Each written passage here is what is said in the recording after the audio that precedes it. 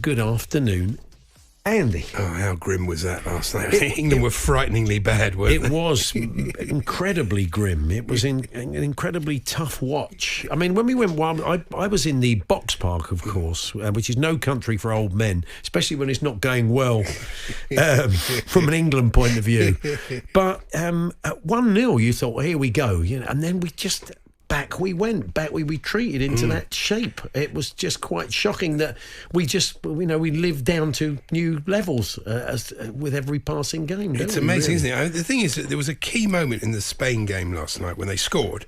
And then immediately they went for a second game. Yeah. And second goal. Unsurprisingly, they didn't sit back for 75 minutes trying to protect the lead. Yeah. It's pathetic the way they do that. What is wrong? Why is Southgate just sitting there? Why doesn't he get up and tell them to move up? Well, it's ridiculous. It's absolutely ludicrous. The perceived wisdom is that it's a tiredness thing. They get the goal and they want to hold on to what they've got, and they are weary and they want to conserve energy, so they just drop and drop and drop. Other Premier League players didn't. Cucurella didn't look that tired last night. To me, looked great. No, he did play well. Yeah. He's on great form, actually. Gary Neville wrote him off, but he obviously hasn't been watching the last 5 games for Chelsea, and he's back to his full Brighton form. If you're starting in that Spain team, you must be doing something right. Absolutely. And it's amazing, though, on the day of the game, we always get these people who's like King Arthur Pendragon predicted 2-0 win for Denmark. He went to Stonehenge before it was painted on, and he pounded drums, and he summoned the spirit of the ancients to fire England to victory. Yeah, it really worked.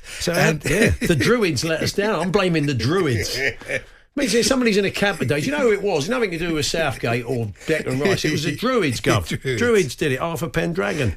My son made me laugh. He sent me a text in the middle of the game. Said, "Can you change managers mid-tournament?" Well, come on. Let's not get too knee-jerk. I was thinking back, when you're as old as us, Andy, you can remember. People get really misty-eyed about campaigns. We'll talk to Adrian about this. Look, the last couple of campaigns have been good, but even in the final in Wembley. Look, Gareth Southgate is a very intelligent, he's a lovely man, he's a great man. There's nothing, there's no question about that. He's a really decent person. But, there is an element of his coaching which is conservative, and there's no question that other Premier League players who are playing in the tournament for other countries seem to be able to reproduce their form, don't seem to be that tired. It's just a sort of lack of oomph, lack of anything. The thing now is, we'll come on to this, we'll talk to Adrian. There's some probably big changes that need to be made, and he tends not to do that. He may just sort of tinker around the edges, but the danger with that is in a couple of games' time he could be out on that basis. We've got so little time to put that right. They do look a bit leggy, don't they? I don't know why. Maybe because they're not playing well, and that obviously makes you more tired at the same point. My son thought Pep could do it as a summer job. I thought it's not a bad idea.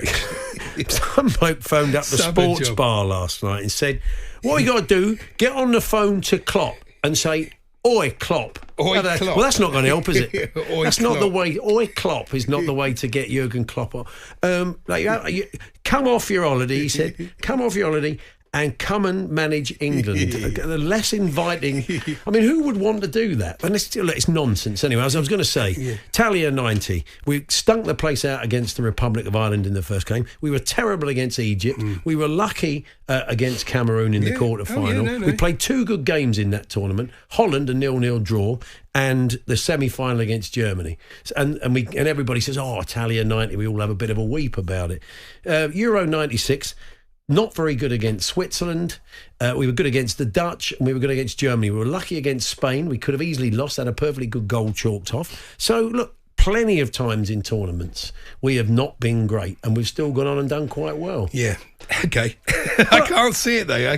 I didn't think of it. When they played Iceland, I thought they're going to be terrible in this tournament, and nothing I've seen so far convinces me they won't be. You're right. It has happened in the past. If it does, we'll all be delighted. But at the moment, it's not looking like What I'm saying is you can react from one game to the next. Yeah, but you need to make changes. Yeah. Harry Kane said the pressing hasn't been quite right. Try non-existent. Yeah, no, that was a real shocker, wasn't it? The fact that they didn't know when to press, when to go and when not to. So Adrian's going to join us. Declan Rice got 2 out of 10. I think that was flattering. He was absolutely awful. And I'm a huge fan. When I saw him close up against Brentford for Arsenal, I thought, what a wonderful player this boy is. He's marvellous. That's not been seen at all. he had a lot of responsibility on his shoulders yesterday. Not being able to pass 5 yards. The passing, the whole tempo, the intensity, everything about that performance was wrong. It was. There was nothing. There was no redeeming features apart from. No, I can't think of any. There were none. Mark Gay had another decent game. Got us out of jail. But he also made some times. mistakes that he had to get his own self out of jail. It's interesting though watching 16-year-old Lamine Yamal, a wonderful player. He's the Euros Luke Littler. I just wonder if the Spanish press have found his favourite kebab shop. Yeah, I've done. It's possible. I'd like to think.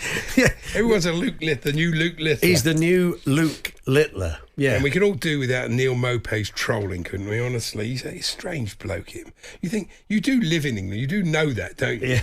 You know, you do know that next time you does. appear at a ground in this country, you're going to get absolute. Coating. Well, I think he loves it. He's a panto villain, isn't he? Crybaby Jim breaks and all that. He is a bit. Yeah. Anyway, Slovakia versus Ukraine is upon us this afternoon. First game of the afternoon, 2:00 kickoff. We'll catch up with the commentary team a little bit later on. But Ollie Klink will be keeping us in touch as he has on these 2:00 kickoffs on the show. And he joins us now. Hi, Ollie.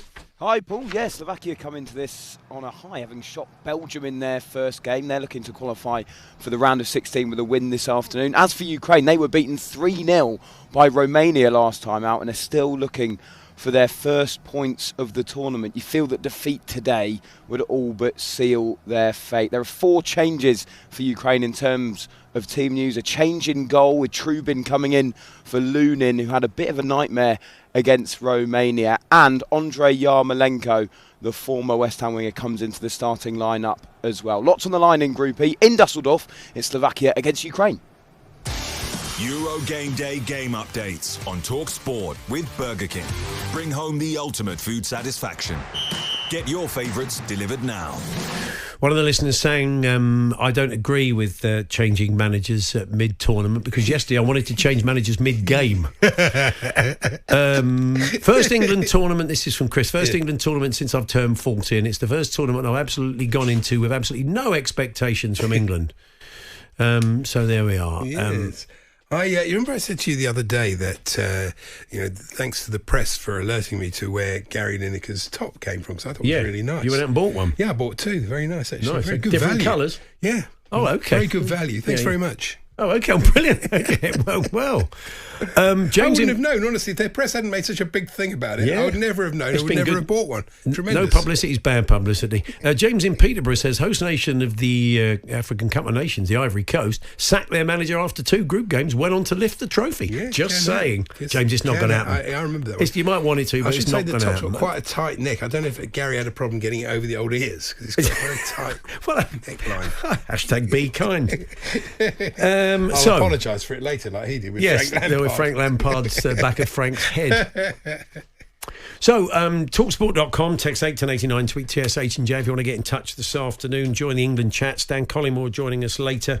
Alex Crook will give us his take on it. I think he's coming off the long run. Talking of which, England got a big game of cricket to play at 3:30 in the Super 8s at the Cricket World Cup against South Africa after a very good performance against the Windies the other night. So we'll be keeping you in touch with that when it gets underway.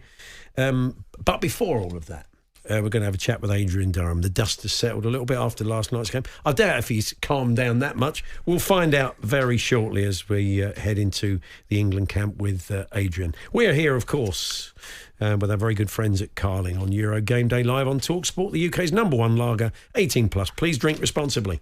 Paul Hawksbee and Andy Jacobs, Monday to Friday afternoons 1 till 4 on AM, on DAB, via the talkSPORT app and on your smart speaker. talkSPORT.